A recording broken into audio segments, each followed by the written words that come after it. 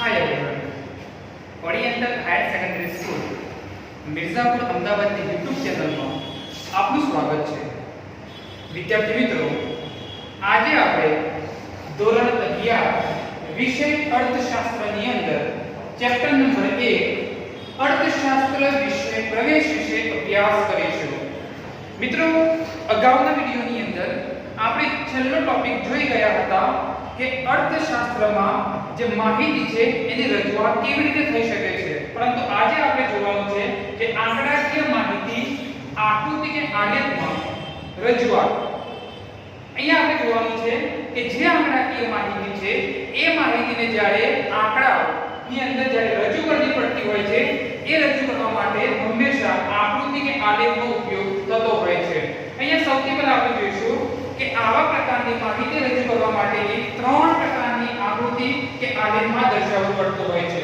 તો એમાં સૌથી પહેલા છે સ્તંભ આકૃતિ। મિત્રો યાદ રાખજો શું છે સ્તંભ આકૃતિ, એને સ્તંભાકૃતિ તરીકે પણ ઓળખવામાં આવે છે। બીજા નંબરે છે પાસ પાસેની સ્તંભાકૃતિ એટલે કે પાસ પાસેની સ્તંભ આકૃતિ, અને ત્રીજા નંબરે છે વૃત્તાંશ આકૃતિ। મિત્રો આ સામાન્ય જ્ઞાન છે જેના વિશે તમે જાણતા હશો, પરંતુ અહીંયા આપણે સામાન્ય રીતે આ ટોપિકને સમજીએ। એમાં સૌથી પહેલું છે સ્તંભ આકૃતિ। એની વ્યાખ્યા છે અહીંયા, એની ડેફિનેશન છે કે એક જ આધાર ઉપર એક જ ચલની માહિતી દર્શાવવા માટે, આધાર એક જ છે, ચલ પણ એક જ છે, તો આવા પ્રકારની જ્યારે માહિતી દર્શાવવામાં આવે છે ત્યારે સ્તંભ આકૃતિ તરીકે ઓળખવામાં આવે છે। અહીંયા એક ઉદાહરણ મેં આપ્યું છે કે દર વર્ષે ચોખાનું ઉત્પાદન કેટલું થાય છે। મિત્રો અહીંયા તમે ઉદાહરણને સમજો તો ઉદાહરણ પરથી તમને ખ્યાલ આવી જશે કે આવા પ્રકારની માહિતી માટે હંમેશા સ્તંભ આકૃતિનો ઉપયોગ થતો હોય છે। શું કહે છે? દર વર્ષે ચોખાનું ઉત્પાદન, ફક્ત ને ફક્ત ચોખાના ઉત્પાદનની જ વાત કરી છે મિત્રો, બીજા કોઈ અનાજની વાત કરી નથી, તો ચોખાના ઉત્પાદનની જ વાત કરી છે, એ પણ દર વર્ષે। તો આવા પ્રકારની માહિતી માટે હંમેશા સ્તંભ દોરવામાં આવતો હોય છે, જેને સ્તંભાકૃતિ તરીકે ઓળખવામાં આવે છે। દાખલા તરીકે 2001 ની અંદર કેટલું ઉત્પાદન થયું? તો 2001 નો એક સ્તંભ થશે। ત્યાર પછી 2002 ની અંદર કેટલું ઉત્પાદન થયું? તો 2002 નો એક સ્તંભ થશે। 2003, 2004, 2005 જ્યાં સુધી તમારે ઉત્પાદનની ગણતરી કરવી હોય, જ્યાં સુધી તમારી પાસે આંકડાકીય માહિતી છે, એના અલગ અલગ સ્તંભ બનશે। તો આ પ્રકારની માહિતી એ સ્તંભાકૃતિ છે। બીજા નંબરે જોઈએ પાસ પાસેની સ્તંભાકૃતિ। મિત્રો સમજો, આ પણ સ્તંભાકૃતિ છે, પણ પાસ પાસેની કે એક જ આધાર ઉપર, યાદ રાખજો, એક જ આધાર ઉપર જુદી જુદી જ્યારે માહિતી દર્શાવવામાં આવે છે ત્યારે સ્તંભાકૃતિનો ઉપયોગ થતો હોય છે। અહીંયા ડેફિનેશન આપણે સમજીએ કે જ્યારે સ્વતંત્ર ચલ એક અને આધાર ચલ બે કે તેથી વધારે હોય તેવી માહિતી દર્શાવવા માટે હંમેશા પાસ પાસેની સ્તંભાકૃતિની જરૂર પડતી હોય છે। અગાઉ આપણે જોઈ ગયા કે સ્વતંત્ર ચલ કોને કહેવામાં આવે છે, પરતંત્ર ચલ કોને કહેવામાં આવે છે। સ્વતંત્ર ચલ ઉપર કઈ વિગતો હોય છે, પરતંત્ર ઉપર કઈ વિગતો હોય છે, કઈ માહિતી કઈ દલીલ પર લખાય છે, એ વિડિયો આપણે અગાઉની અંદર જોઈ ગયા હતા। પરંતુ અહીંયા સમજવાનું છે કે પાસ પાસેની સ્તંભાકૃતિ માટે હંમેશા જે સ્વતંત્ર ચલ એક અને આધાર ચલ બે કે તેથી વધુ હોય છે ત્યારે પાસ પાસેની આકૃતિ આ દર્શાવવું પડતું હોય છે। અહીં એક ઉદાહરણ છે કે ભારતમાં સ્ત્રી અને પુરુષોની સંખ્યા કેટલી? અહીંયા વિગતો કેટલી આપી છે, શાની માહિતી આપી છે? તો ભારતમાં વસ્તી, યાદ રાખજો, ભારતમાં વસ્તી, પણ સ્ત્રી અને પુરુષો બે પ્રકારની માહિતી કઈ છે? સ્ત્રી અને પુરુષોની સંખ્યા કેટલી? તો આના માટે હંમેશા પાસ પાસેની સ્તંભાકૃતિનો ઉપયોગ થતો હોય છે। માની લો કે અહીંયા ફક્ત સ્ત્રીઓની સંખ્યા પૂછી છે, પુરુષોની સંખ્યા નથી પૂછી, તો એના માટે સ્તંભાકૃતિનો ઉપયોગ થશે। અહીંયા બે કે તેથી વધારે માહિતી પૂછી છે, એના માટે હંમેશા પાસ પાસેની સ્તંભાકૃતિનો ઉપયોગ કરવામાં આવતો હોય છે। બીજું એક ઉદાહરણ જોઈએ, પાસ પાસેની સ્તંભાકૃતિ રજૂ કરવાનું એક ઉદાહરણ। માની લો કે વિદ્યાર્થીઓની અંદર ડિવાઇડેડ કરવામાં આવે કે આટલાથી આટલા ગુણ મેળવનાર કેટલા, આટલાથી આટલા ગુણ મેળવનાર કેટલા। માની લો કે 10 ગુણથી 20 ગુણ મેળવનાર વિદ્યાર્થીઓ કેટલા છે, ત્યાર પછી 20 ગુણથી 30 ગુણ મેળવનાર વિદ્યાર્થીઓની સંખ્યા કેટલી છે, 30 ગુણથી 40 ગુણ મેળવનાર વિદ્યાર્થીઓની સંખ્યા કેટલી છે તો આવી માહિતીનું જ્યારે એનાલિસિસ કરવામાં આવે છે તો એ માટે પણ પાસ પાસેની આકૃતિમાં રજૂઆત કરવી પડતી હોય છે મિત્રો ત્રીજા નંબર જોઈએ વૃત્તાંશ આકૃતિ તમને ખ્યાલ આવી ગયો હશે શબ્દો ઉપરથી કે વૃત્તાંશ એટલે વર્તુળ ગોળ અહીંયા વૃત્તાંશ આકૃતિ તો વૃત્તાંશ આકૃતિ એને કહેવામાં આવે છે કે વૃત્તાંશ એટલે વર્તુળનો અંશ માની લો કે અહીંયા એક ઉદાહરણ આપીને તમને સમજાવું છું કે દાખલા તરીકે આ વૃત્તાંશ છે સમજો હવે આ વૃત્તાંશના અંદર નાના નાના ભાગ કરવામાં આવે છે અહીંયા વ્યાખ્યાની અંદર આવે કે વૃત્તાંશનો અંશ દાખલા તરીકે મેં અહીંયા 4 ભાગ કર્યા અને આ ચારે ભાગ કેવા છે સરખા છે એક વર્તુળ છે હંમેશા વર્તુળ 360 અંશનું હોય મેં અહીંયા 4 ભાગ કર્યા છે તો કેટલા અંશના 4 ભાગ થયા તો 90 અને 90 દાખલા તરીકે આ છે ધોરણ 8 9 10 અને 11 માની લો કે ધોરણ 8 ની અંદર 25% વિદ્યાર્થીઓ છે ધોરણ 10 ની અંદર 25% વિદ્યાર્થીઓ છે ધોરણ 11 ની અંદર 25% વિદ્યાર્થીઓ છે ધોરણ 12 ની અંદર 25% વિદ્યાર્થીઓ છે તો ચાર વર્ગોના મેં ઉદાહરણ આપ્યા ચારે વર્ગોની અંદર સંખ્યા સરખી છે તો એના માટે અથવા એવી રજૂઆત કરવા માટે હંમેશા વૃત્તાંશ આકૃતિની જરૂર પડતી હોય છે અહીંયા બીજું એક ઉદાહરણ છે કે તમારે સમજવાનું છે માની લો કે રાષ્ટ્રીય આવકમાં 3 મહત્વના ક્ષેત્રો હોય છે તમે જાણો જ છો કે આપણા દેશનું અર્થતંત્ર હોય કે કોઈ પણ દેશનું અર્થતંત્ર હોય જો એમાં સૌથી મહત્વની 3 બાબતો હોય મહત્વના 3 ક્ષેત્રો હોય તો એ છે ઉદ્યોગ ક્ષેત્ર છે સેવા ક્ષેત્ર છે અને ખેતી ક્ષેત્ર છે અને આ સિવાયનું બીજું કોઈ ક્ષેત્ર નથી આ 3 ક્ષેત્રની અંદર તમામ પ્રકારની માહિતીનો સમાવેશ થઈ જતો હોય છે અહીંયા ઉદાહરણને સમજો કે રાષ્ટ્રીય આવકમાં 3 મહત્વના ક્ષેત્રો છે માની લો કે 2016 ની રાષ્ટ્રીય આવકમાં કોનો કેટલો ફાળો અહીંયા રાષ્ટ્રીય આવકની વાત કરે છે નેશનલ ઇન્કમની વાત કરે છે કે 2016 ની અંદર કયા ક્ષેત્રનો કેટલો ફાળો છે તો આની માહિતી દર્શાવવા માટે હંમેશા વૃત્તાંશ આકૃતિની રજૂઆત કરવી પડતી હોય છે વૃત્તાંશ આકૃતિની જરૂર પડતી હોય છે અહીંયા ફરીથી એનું એક ઉદાહરણ આપીને તમને સમજાવું એક વર્તુળ છે કેટલા પ્રકારની માહિતી પૂછી છે 3 પ્રકારની માહિતી પૂછી છે કયા વર્ષની પૂછી છે 2016 ની પૂછી છે માની લો કે 2016 એટલે કે લેટેસ્ટ છે હમણાં જ કર્યું છે એમાં 3 ક્ષેત્રો એક છે ઉદ્યોગ ક્ષેત્ર છે બીજું છે સેવા ક્ષેત્ર છે અને ત્રીજું છે ખેતી ક્ષેત્ર છે તમે જુઓ છો કે ખેતી ક્ષેત્રની અંદર દિવસે દિવસે તેનો વ્યાપ ઘટતો જાય છે અને ઉદ્યોગ ક્ષેત્રનો વ્યાપ વધતો જાય છે તો સૌથી મોટું ક્ષેત્ર હોય તો ઉદ્યોગ ક્ષેત્ર છે તો માની લો કે આ ઉદ્યોગ ક્ષેત્ર છે સેવા ક્ષેત્ર અને ખેતી ક્ષેત્ર સેવા ક્ષેત્ર થોડું વધારે છે અને ખેતી ક્ષેત્ર થોડું ઓછું છે તો માની લો કે અહીંયા ભાગ કરો છો આ છે ખેતી આ છે ઉદ્યોગ અને આ છે સેવા તો કેવા 3 ભાગ પડે ઉદ્યોગ ક્ષેત્ર સૌથી વધારે ફાળો છે સેવા ક્ષેત્ર એના કરતાં થોડું ઓછું છે અને ખેતી ક્ષેત્ર એના કરતાં પણ થોડું ઓછું છે તો આવા પ્રકારની માહિતી માટે હંમેશા વૃત્તાંશ આકૃતિની જરૂર પડતી હોય છે તો મિત્રો આંકડાકીય માહિતીને આકૃતિ કે આલેખમાં રજૂઆત કરતી વખતે આ 3 પ્રકારની માહિતી જોવા મળતી હોય છે આ 3 પ્રકારની આકૃતિઓ રજૂઆત કરવી પડતી હોય છે જે તમે સમજી ગયા છો બીજું કે પરીક્ષાની અંદર જે આ પ્રશ્ન છે એ થોડો ઓછા પ્રમાણમાં પૂછાય છે એટલા માટે આપણે વધારે ઊંડાણપૂર્વક જતા નથી તો ચાલો આપણે બીજો ટોપિક વિશે અભ્યાસ કરીએ બીજો ટોપિક છે અર્થશાસ્ત્ર વિષયનું મહત્વ જેનું નામ છે આપણા સબ્જેક્ટનું નામ છે એ વિષયનું મહત્વ શું હોઈ શકે તો મિત્ર આપણા માટે આપણા અભ્યાસ માટે અને આપણી રોજિંદી ક્રિયાઓ માટે આ સૌથી મહત્વનો ભાગ છે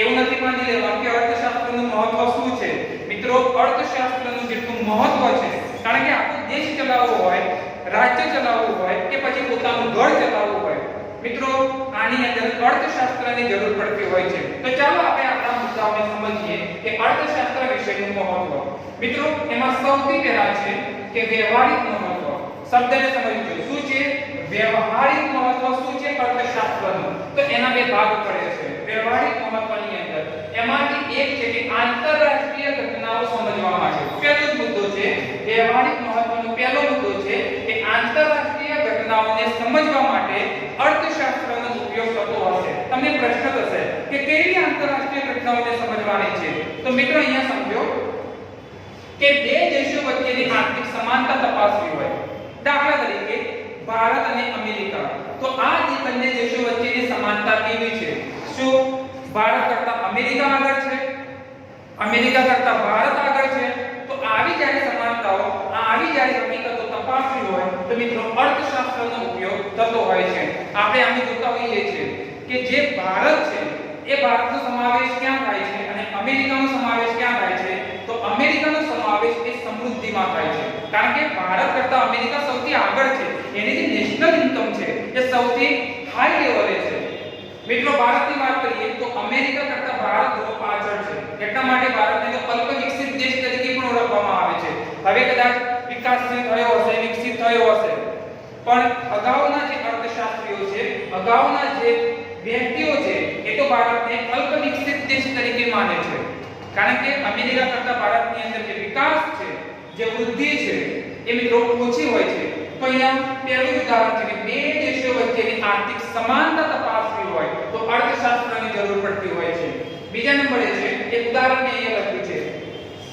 કે ક્રૂડ તેલના ભાવ કેમ વધઘટ થાય છે મિત્રો આપણે જે વાહનનો ઉપયોગ કરીએ છીએ ચાહે તમારી પાસે કોઈ પણ વાહન હોય બાઇક હોય કે ફોર વ્હીલર હોય તો એ મફતમાં નથી ચાલતું એમને નથી ચાલતું તો એની અંદર જે ફ્યુલ છે એ નખાવું પડતું હોય છે તો જે ભાવ છે આપણે જોતા હોઈએ છીએ કે દિવસે ને દિવસે વધઘટ થતી હોય છે તમે જુઓ કે આજે તો એવી ઘટના બની છે ઇતિહાસની અંદર એવી પહેલી ઘટના પણ બની ચૂકી છે કે જે પેટ્રોલ કરતા પણ ડીઝલ મોંઘું છે પોઈન્ટની અંદર આ પહેલી ઘટના આખા ઇતિહાસની અંદર આ પહેલી ઘટના બની આપણે જોઈએ છીએ કે પેટ્રોલનો ભાવ ક્યાં સુધી ગયો છે 75 રૂપિયા 75 રૂપિયા તો અત્યારે પેટ્રોલની કિંમત છે ડીઝલની વાત કરીએ તો ડીઝલની કિંમત પણ હાઈ લેવલે છે તો મિત્રો આપણે જોતા હોઈએ કે જે પેટ્રોલ ડીઝલ એનો જે ભાવ વધઘટ થાય છે તો એ થવા પાછળનું કારણ શું છે તો આને તપાસવા માટે પણ અર્થશાસ્ત્રની જરૂર પડતી હોય છે ખાસ કરીને આપણે એવા દેશો માટે જે ફ્યુલ ઇંધણ મંગાવતા હોઈએ છીએ દાખલા તરીકે ઈરાન છે ઈરાક છે એવા દેશો માટે પેટ્રોલ અને ડીઝલની આયાત થતી હોય છે તો ક્રૂડ તેલના જે ભાવ છે કેમ વધઘટ થાય છે અને તપાસવા માટે પણ આંતરરાષ્ટ્રીય ઘટનાઓની જરૂર પડતી હોય છે આંતરરાષ્ટ્રીય ઘટનાઓની સમજૂતી મેળવવી પડતી હોય છે અને આ સમજૂતી માટે અર્થશાસ્ત્રની જરૂર પડતી હોય છે ત્યાર પછી જે કયો દેશ મૂડીવાદી છે અહીંયા મૂડીવાદી મિત્રો સમજજો કે કયા દેશ પાસે સૌથી વધારે મૂડી છે તો આની સમજૂતી માટે પણ અર્થશાસ્ત્રની જરૂર પડતી હોય છે તો તમે સમજી ગયા હશો કે આંતરરાષ્ટ્રીય ઘટનાઓને હંમેશા સમજૂતી માટે આંતરરાષ્ટ્રીય ઘટનાઓને સમજવા માટે શાનું મહત્વ રહેલું છે અર્થશાસ્ત્રનું મહત્વ રહેલું છે બીજા નંબરે જોઈએ ઐતિહાસિક ઘટનાઓ કે એવી ઘટનાઓ કે જે બની ગઈ છે ભૂતકાળની અંદર એવી ઘટનાઓ બની ગઈ છે અને આ ઘટનાઓને તમારે સમજવી છે તો પણ અર્થશાસ્ત્રની જરૂર પડતી હોય છે તમને પ્રશ્ન થશે કે હવે બની ગઈ છે ઘટનાઓ શા માટે આપણે વળી એને રિપીટ કરીએ છીએ તો મિત્રો જે ભૂતકાળની અંદર જે પ્રકારે બનાવ બની ગયા છે અને એને વર્તમાનની અંદર તપાસવા છે તો પણ અર્થશાસ્ત્રની જરૂર પડતી હોય છે એના કેટલાક ઉદાહરણો છે હું તમને ઉદાહરણ દ્વારા સમજાવું માની લો કે આજથી ઘણા વર્ષો પહેલા એટલે કે જ્યારે આપણો દેશ આઝાદ થયો ન હતો એ પહેલાની કેટલીક ઘટનાઓ જ્યારે દેશ આઝાદ નહોતો થયો એ પહેલા આપણા ભારતની અંદર કોણ રાજ કરતું હતું અંગ્રેજો મિત્રો સમજજો કોણ અંગ્રેજો તો અંગ્રેજોએ જ્યારે આપણા દેશની અંદર વેપાર અટકાવ્યા છે શરૂઆતની અંદર સુરતની અંદર કોઠી સ્થાપી એક અંગ્રેજ આવ્યો એને જોઈને બીજો અંગ્રેજ આવ્યો એમ કરતા કરતા ઘણા બધા અંગ્રેજો ભારતની અંદર આવી ગયા અને ભારતની હાલત એવી કરીને મૂકી એવું શોષણ કર્યું છે કે ભારતના લોકો અને ભારત એના ગુલામ થઈ ગયા મિત્રો સમજજો તો જ્યારે આવી ઘટનાઓ બની તો આ ઘટનાઓની અંદર જે ભારતીય ખેડૂતો હતા એ ખેડૂતોએ શોષણનો ભોગ બનવું પડ્યું હતું કરવેરાનો દર જોઈએ તો ઊંચો થઈ ગયો હતો ભાવ જોઈએ તો આસમાને પહોંચી ગયા હતા તો આવી જે ઘટનાઓ છે તો આવી ઘટનાઓને સમજવા માટે પણ અર્થશાસ્ત્રની જરૂર પડતી હોય છે. તો અહીંયા ઘણા ઉદાહરણની અંદર શબ્દો આવ્યા કે કરવેરાનું પ્રમાણ ઊંચું જવું, તો કરવેરો એ અર્થશાસ્ત્રનો ભાગ છે. આર્થિક શોષણ થવું, તો આર્થિક શબ્દ આવ્યો એ પણ અર્થશાસ્ત્રનો ભાગ છે.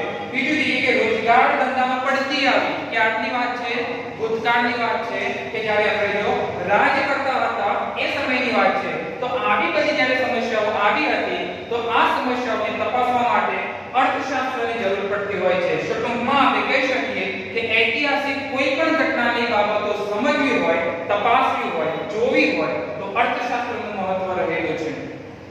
બીજા નંબરે જોઈએ જે મુખ્ય મુદ્દો છે આર્થિક મહત્વ. સમજો આર્થિક મહત્વ. આર્થિક શબ્દ પણ અગાઉ આવી ગયો છે. તો એમાં સૌથી પેટા મુદ્દાની અંદર પહેલું છે કે રોજબરોજના વ્યક્તિગત નિર્ણયો માટે. મિત્રો સમજજો, રોજબરોજના વ્યક્તિગત નિર્ણયો માટે પણ અર્થશાસ્ત્રની જરૂર છે. કેવા રોજબરોજના નિર્ણયો કોણ લે છે? તો માની લો કે ડોક્ટર છે. હવે ડોક્ટર છે પોતે હાઈ એજ્યુકેશન સાથે ભણ્યો હોય, એ પોતે ડોક્ટર બન્યો હોય તો ક્યાંક ને ક્યાંક કે રોકાણ કરતો હોય છે. તો મિત્રો કેવી રીતે રોકાણ કરવું, ક્યારે કરવું, કેટલા પ્રમાણમાં કરવું, તો વગેરે શું છે અર્થશાસ્ત્રની જરૂર પડતી હોય છે.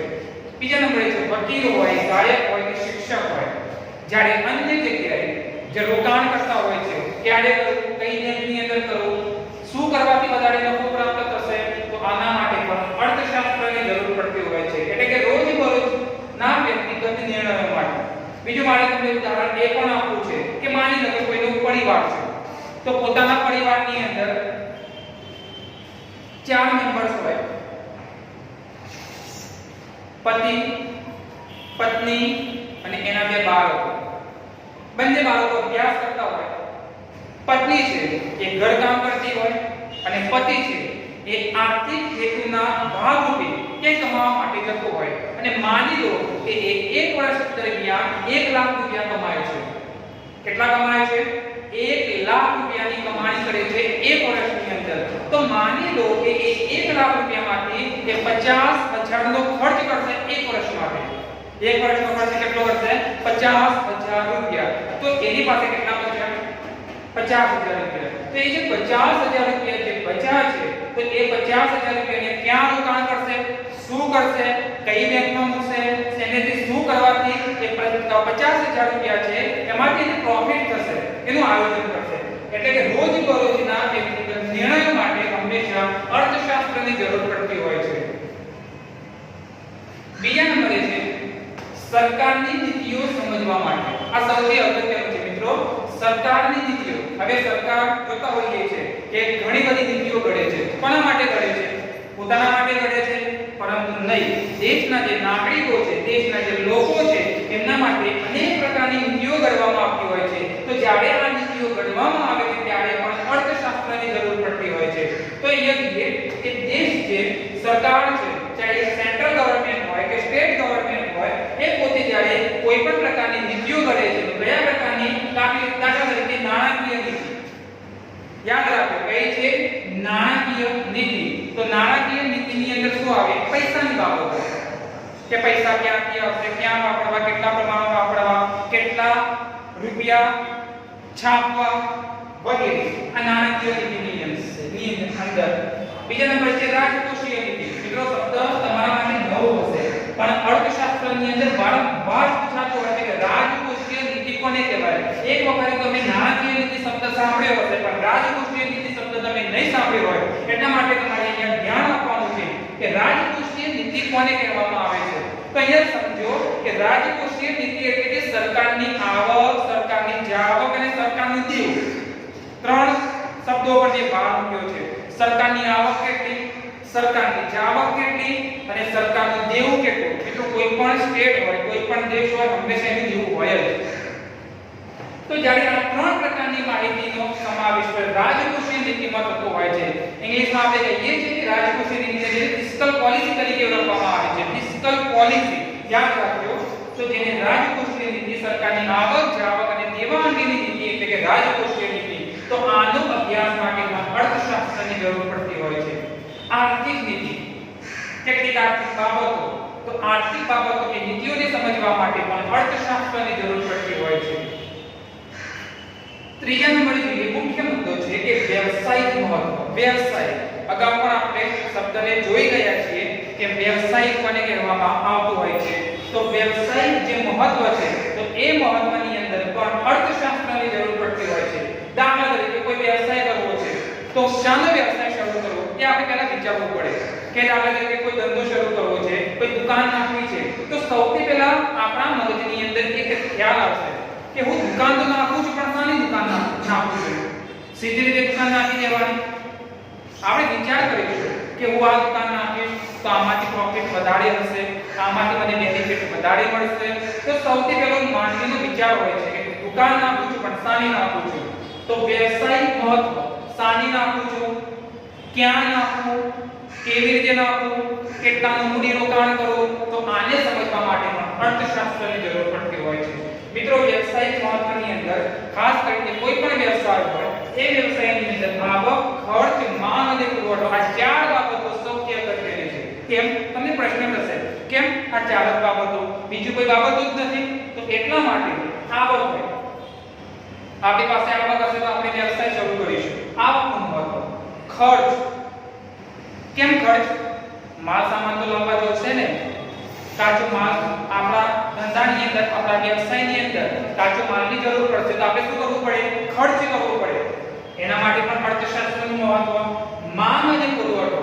મિત્રો દુકાન તો શરૂ કરીએ છીએ પણ માંગ જ ના હોય, એની ડિમાન્ડ જ ના હોય તો આપણે નફો પ્રાપ્ત કરી શકતા નથી. તો માંગ પણ મહત્વનું છે. પુરવઠો, પુરવઠો પણ હોવો જરૂરી છે. મિત્રો અહીંયા સમજવાનું છે કે પુરવઠો એટલે જથ્થો, સ્ટોક એનો અર્થ નથી. પુરવઠો એટલે સપ્લાય. મિત્રો સમજજો, પુરવઠો એટલે સ્ટોક એવો અર્થ નથી. પુરવઠો એટલે સપ્લાય. એટલે કે કોઈ દુકાનદાર છે પોતે પોતાની કેટલીક વસ્તુઓ વેચવા માટે તૈયાર થયો છે, તૈયારી બતાવે છે, ત્યારે પુરવઠો કરે છે. તમારે એવું નથી સમજવાનું કે પુરવઠો એટલે કે સ્ટોક, જથ્થો. મિત્રો અર્થશાસ્ત્રની અંદર એનો અર્થ થતો નથી. પુરવઠો અને જથ્થો બંને શબ્દો અલગ છે. ફરી એકવાર સમજાવું છું કે પુરવઠો કોને કહેવાય? પુરવઠો એટલે અંગ્રેજીમાં સપ્લાય કહેવાય. જે વસ્તુઓ વેપારીઓ એ વસ્તુઓને જ્યારે વેચવાની તૈયારી દર્શાવે છે, તૈયારી શબ્દને યાદ રાખજો, ત્યારે પુરવઠો બનતો હોય છે. તો મિત્રો તમે સમજી ગયા હશો કે વ્યવસાયિક મહત્વની અંદર આવક હોવી જોઈએ, ખર્ચ, માંગ, પુરવઠો આ બધું શું છે? અર્થશાસ્ત્રના ભાગ જ છે. એટલા માટે આપણે કહી શકીએ કે અર્થશાસ્ત્રનું મહત્વ વ્યવસાયિક મહત્વમાં રહેલું છે. ત્યાર પછી છે એના ઘણા બધા ઉદાહરણ છે, તમે સમજી શકો છો, જોઈ શકો છો. મિત્રો અહીંયા જે પણ મુદ્દાઓ આપ્યા છે એ મુદ્દાઓની અંદર જે મેં અહીંયા ઉદાહરણો સમજાવ્યા છે એ ઉપરાંત અર્થશાસ્ત્રની અંદર ઘણા બધા ઉદાહરણો લાગુ પડી શકે છે, તમે સમજી શકો છો. તો અહીંયા ખાસ કરીને આ જે ક્વેશ્ચન છે, આ જે ટોપિક છે એ પરીક્ષાની અંદર પૂછાતો હોય છે. ફરી એકવાર આ ટોપિકના જે મુખ્ય મુદ્દાઓ છે એને રિપીટ કરું છું કે પહેલું છે વ્યવહારિક મહત્વ, બીજા નંબરે છે આર્થિક મહત્વ અને ત્રીજા નંબરે છે વ્યવસાયિક મહત્વ. તો આ પ્રકારનું મહત્વ અર્થશાસ્ત્રની અંદર રહેલું છે. તો મિત્રો આજના વિડિયોની અંદર આપણે આ બે ટોપિકો વિશે જોયું અને નવા વિડિયોની અંદર નવા ટોપિક સાથે આપણે જોઈશું. બીજું કે અહીંયા જે મેં બ્લેક બોર્ડ પર જે માહિતી લખી છે એ તમારે ઇકોનોમિક્સના ચોપડાની અંદર લખવાની છે. બીજું કે જો અમારો વિડિયો તમને પસંદ આવ્યો હોય તો લાઈક કરો, સબસ્ક્રાઇબ કરો અને તમારા મિત્રો સુધી પહોંચે એ માટે તમારે શેર પણ કરવાનું છે. Thank you.